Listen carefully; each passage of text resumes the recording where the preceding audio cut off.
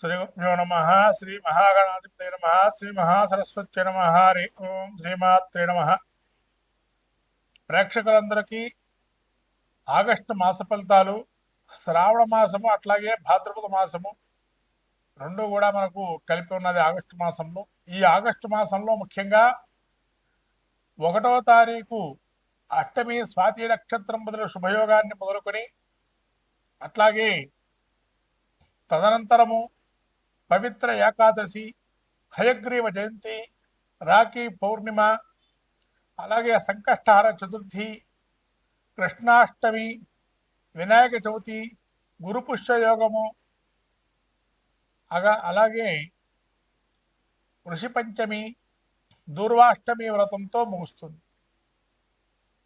అలా మహత్తరమైనటువంటి రోజులు ఈ శ్రావణ మాసం అట్లాగే భాద్రపద మాసం చివరిలో ఉంది. ఆగస్టు చివరిలో భాద్రపదం మొదలవుతుంది.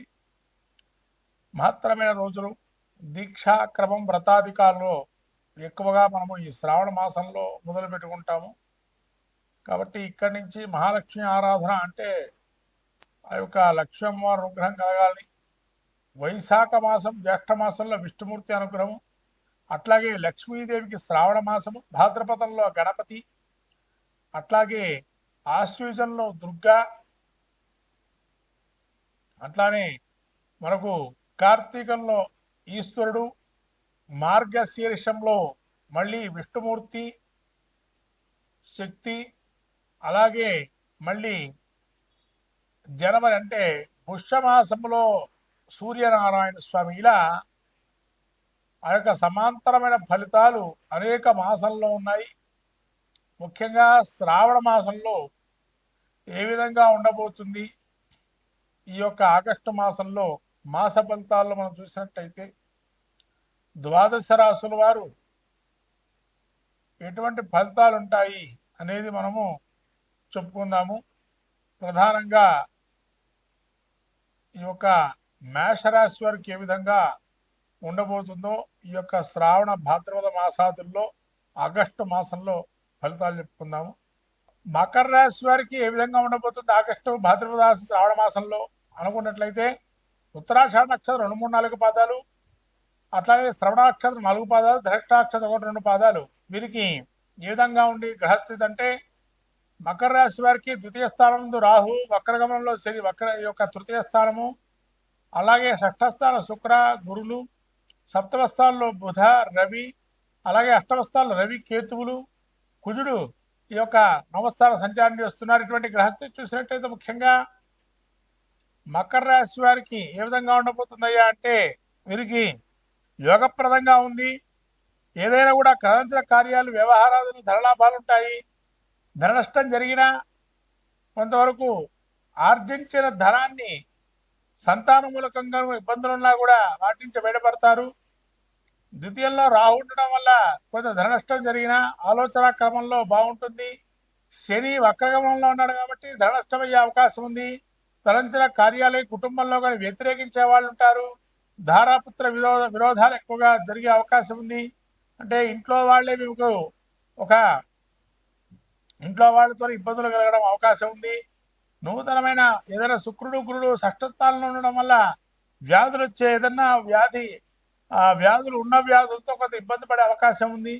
ఏదైనా కొత్త వ్యాధులు కొంతమందికి ఈ డయాబెటిక్స్ లాంటివి వచ్చే వ్యాధులు వచ్చే అవకాశం ఉంటుంది.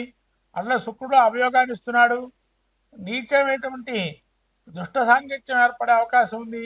అట్లనే బుధుడు కూడా మీకు సప్తమ స్థానంలో సంచారం చేస్తున్నారు. ఉద్యోగ మార్గం సవ్య రీతిలో వస్తున్నాడు.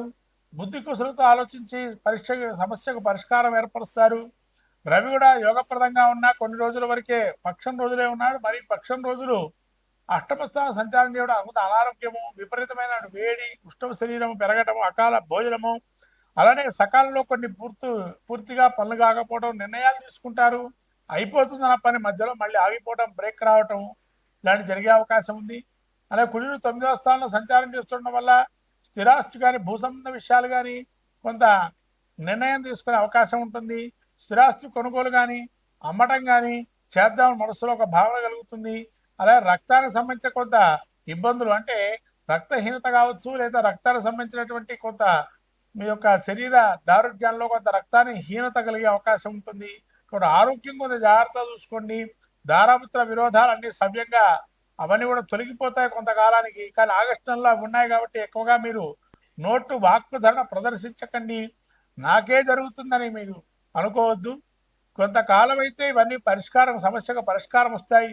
ఈ ఆగస్టు మాసంలో కొన్ని ఇబ్బందులు పడే అవకాశం ఉంది కాబట్టి మీరు ఇటువంటి ఇబ్బంది నుంచి బయటపడటానికి గ్రామదేవతారాధన కానీ, చండీ సప్తశతి పారాయణం కానీ, సప్తశ్లోకి కానీ, అలానే దగ్గరలో ఉండేటువంటి శివాలయానికి వెళ్ళి అభిషేకం చేసుకోవటం, అట్లానే గురు చరిత్ర పారాయణ చేయడం, సాయిబాబా గారి, దత్తాత్రేయ స్వామి, రాఘవేంద్ర స్వామి కానీ లాంటి వాళ్ళకి చేయడము, గురువారం రోజున అవకాశం ఉంటే అన్నదానం చేయటము, తద్వారా మంచి ఫలితాలు పొందుతారు. ఈ గురుడు కూడా 9లో, కేతువు కూడా అష్టమ స్థానం, ఆకస్మిక ప్రయాణాలు జరిగే అవకాశం ఉంటుంది.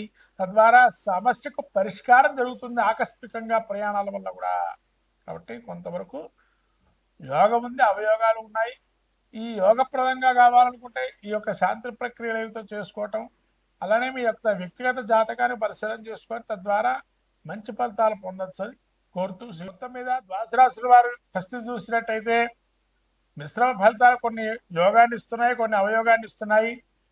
శ్రావణ మాసంలో ముఖ్యంగా మనకు వచ్చే హయగ్రీవ జయంతి అందరూ కూడా జరుపుకొని మన వేద విద్యలు కానీ, విద్యా సంపదలను పెంచుకునే అవకాశాన్ని ఇవ్వండి.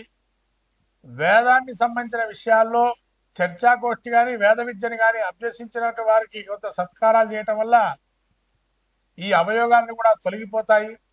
అలాగే రానున్న వినాయక చవితి రోజున చేయాల్సిన కార్యక్రమాలని చేసి గణపతి యొక్క అనుగ్రహం పొందితే సహజ కార్యాలని కూడా సాధిస్తాం. కాబట్టి మహాలక్ష్మి అనుగ్రహం కలగాలని చెప్పి లక్ష్మీ ధ్యానం కానీ, మంత్రం కానీ, అయితే వరలక్ష్మి అమ్మవారి ప్రీతిగా మనకు తామర పూసల మాల కానీ, తామర పూలతో పూజ చేయటం కానీ, ఇంట్లో శుభ్రత అనేది పెట్టుకోవటం వల్ల లక్ష్మీ అనుగ్రహం కలుగుతుంది. ఇది ప్రత్యేకంగా చెప్పాల్సిన విషయం. శ్రావణ మాసంలో శుభ్రతను పాటించండి, మహాలక్ష్మి అనుగ్రహాన్ని పొందండి.